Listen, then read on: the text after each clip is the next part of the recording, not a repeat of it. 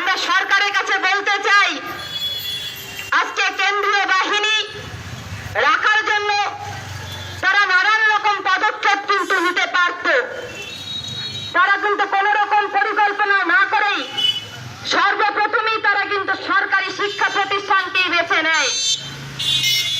আজকে গরমের ছুটি বলুন, আজকে করোনাকালে স্কুল বন্ধ বলুন, বর্ষার ছুটি বলুন, যখন বেসরকারি স্কুলগুলো দাপটে চলছে, সেই সময়ই দেখছি আমরা নানান অজুহাতে সরকারি শিক্ষা প্রতিষ্ঠান কিভাবে বন্ধ করা যায়, কিভাবে বন্ধ রাখা যায়, কিভাবে অভিভাবকদের কাছ থেকে সুবুদ্ধি সম্পন্ন মানুষ সরকারি স্কুলের উপর নিরাশাগ্রস্ত হতে পারে, তারই পরিকল্পনা কিন্তু করে এই রাজ্যের সরকার সহ আজকে দেশের সরকারগুলো। তারা চায় না সরকারি শিক্ষা ব্যবস্থার সঠিক থাকুক, তারা চায় না সরকারি শিক্ষা ব্যবস্থা সুস্থ থাকুক। আজকে সমস্ত মানুষ যাতে আজকে সরকারি শিক্ষা প্রতিষ্ঠান থেকে মুখ ঘুরিয়ে নেয়, তারই কিন্তু পরিকল্পনা করে এই সরকারগুলো।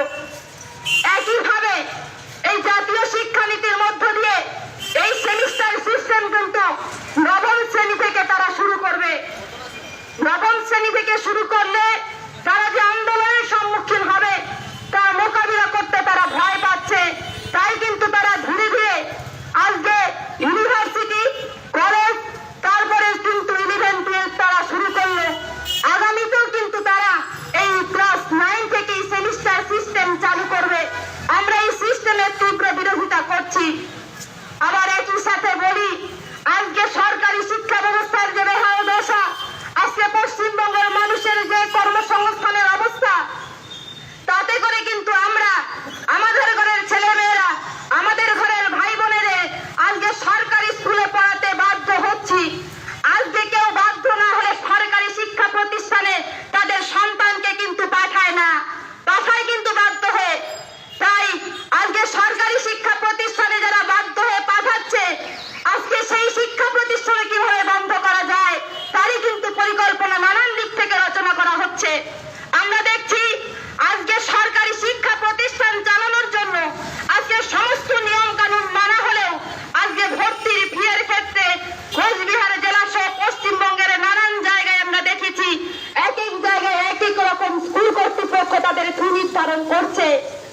আমরা বলতে চাই এই দেশের সংগঠনের পক্ষ থেকে যে সমস্ত স্কুলের মতো করে ফি নির্ধারণ করতে পারে না, সেই অধিকার স্কুলগুলোকে দেওয়া হয়নি। একটা অবশ্যই ফি নির্ধারণ করা থাকবে।